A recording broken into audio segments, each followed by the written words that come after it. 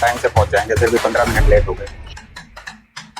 याद आया हेलमेट तो इधर ही रह गया, लेकिन मैं इतना ज्यादा थका हुआ था ना कि आज था मेरी प्रेजेंटेशन, मैंने पीपीटी बना ही नहीं रखी। अब हुई इस वीक की हैप्पी एंडिंग, वहां जाके मुझे स्कूटी ही नहीं मिली यार। No no, whole PPT was good.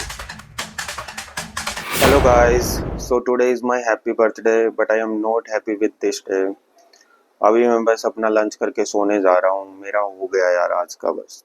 भाई बहुत खुश था मैं, सुबह सुबह तो मुझे 7 बजे अपने आप जाग आ गई यार, अलार्म बजने से पहले उठ गया मैं आज। उसके बाद मैंने मॉर्निंग क्लास भी अटेंड करी। मुझे लग रहा था कि आज का दिन तो बहुत अच्छा जाने वाला, बहुत मजा आएगा। उसके बाद हमारे ग्रुप पे एक मैसेज आया, रोल नंबर 41 to 45 अपनी पीपीटी 12 बजे से पहले सेंड कर दो। मैंने पीपीटी बना ही नहीं रखी थी, मुझे याद ही नहीं था कि मेरी प्रेजेंटेशन की बारी आ गई है। तो वही मुझे पीपीटी बनानी थी, इसलिए मैं क्लास के बाद रूम पे आ गया।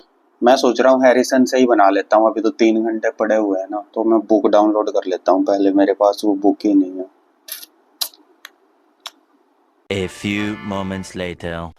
Hello chat GPT, make a PPT on respiratory alkalosis using information from photos that I will share with you. Do not use your brain. On front page, write my name, my roll number, and topic name. Make an actual PPT, real PPT. Make the PPT like a final year MBBS student. No, no ChatGPT. Make a real PPT. Not like this. Make the PPT of at least 15 pages. This PPT is good. Also write thank you on last page. Do you want me to create a new PPT with proper single dot serial number from scratch? No, no, old PPT was good. You did good job. Old PPT was good. ChatGPT. No ChatGPT, no. Use single dots in front of lines instead of two dots that you have used.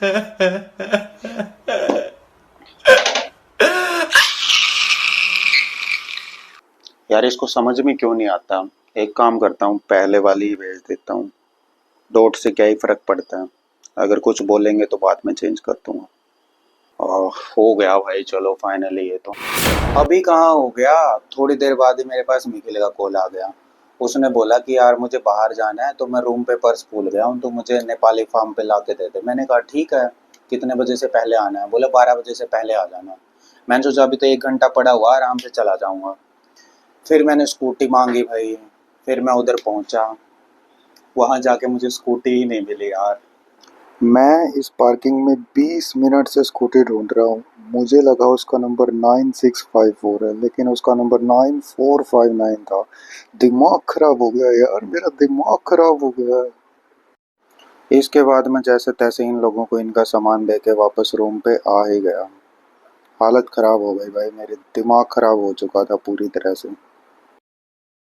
तुम्हें क्या लग रहा है कि मैंने उससे पूछा नहीं कि भाई बता दे कहाँ पे है स्कूटी? मैंने उससे 3 बार पूछ लिया। 2 बार तक चल जाता है यार, लेकिन जब कोई बहुत ही सिंपल बात हो जो हमें सामने वाले से पूछनी हो, और वो हमें 2 बार में भी समझ में ना आए, तो तीसरी बार पूछने में कितनी शर्म आती है ना। वैसा हाल हो गया था, लेकिन मैंने फिर भी पूछा उससे 3 बार कि कहाँ पे है। ये तो मेरे दिमाग में ही नहीं आया कि मुझे गलत नंबर भी याद हो सकता है। वो तो लास्ट में मैंने सोचा कि ये स्कूटी देखी देखी सी लग रही है, इसमें लगा के देखता हूँ अगर चाबी लग जाए तो। लेकिन लग ही गई भाई, वो बच गया मैं काम। तो भाई मैंने सोचा कि खाना खाने से पहले नहा लेते हैं, क्योंकि पूरे चेहरे पे और बालों पे मिट्टी लगी हुई थी।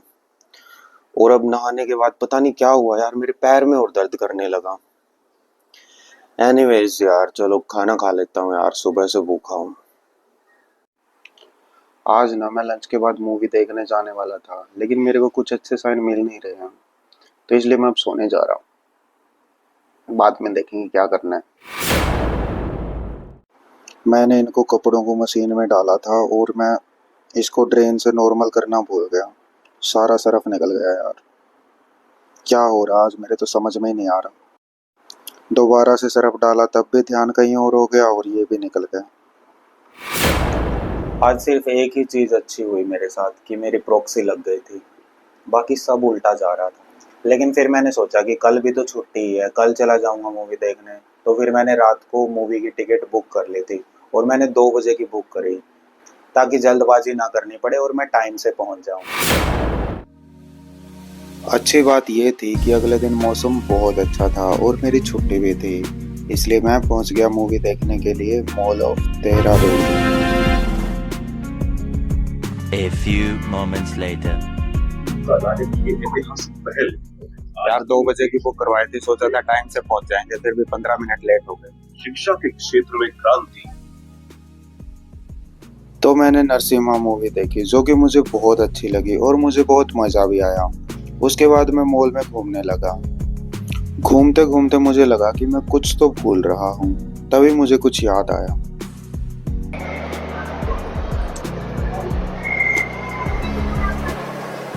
मूवी देख के चुपचाप बर्गर खाने चला गया, उधर खाते खाते याद आया हेलमेट तो इधर ही रह गया था यार, अब लेने आया हूँ। उसके बाद मैं निकल गया वापस ऋषिकेश के लिए। रास्ते में कहीं कहीं बारिश भी हो रही थी, लेकिन फाइनली मैं ऋषिकेश पहुंच गया। वापस आने में मैंने सोचा कि कॉलेज जाने से पहले कुछ खा लेते हैं, तो मैंने डोसा खा लिया और उसके बाद मैं फाइनली वापस कॉलेज आ गया। तुम्हें क्या लगा हो गई हैप्पी एंडिंग? नहीं भाई, अभी कहाँ। रूम पे आते ही मुझे याद आया कि कल मेरी प्रेजेंटेशन भी तो थी, लेकिन मैं इतना ज़्यादा थका हुआ था ना, मैंने हल्के-हल्के स्ट्रेस के साथ उस दिन सोना पसंद करा। मैंने सोचा सुबह उठ के पढ़ लूँगा, क्योंकि प्रेजेंटेशन लंच के बाद होनी थी। तो भैया आज है मेरी प्रेजेंटेशन की बारी, थोड़ा मैंने सुबह पढ़ लिया है, बाकी क्लास में जाके पढ़ लूँगा। अभी क्लास जा रहा हूँ यार, क्योंकि टाइम हो गया है।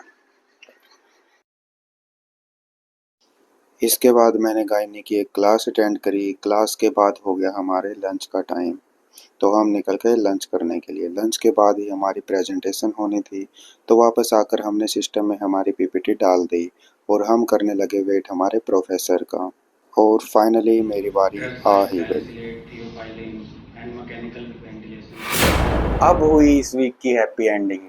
प्रेजेंटेशन जैसे भी हुई हो गई, लेकिन मैं बहुत खुश था क्योंकि कम से कम ये ख़त्म तो हो गई थी। इसके अलावा संडे वाले दिन एक चीज़ और अच्छी हुई, उस दिन मेरे पूरे 100 सब्सक्राइबर पूरे हो गए थे, जिसके कारण मैं बहुत खुश था। Thank you guys.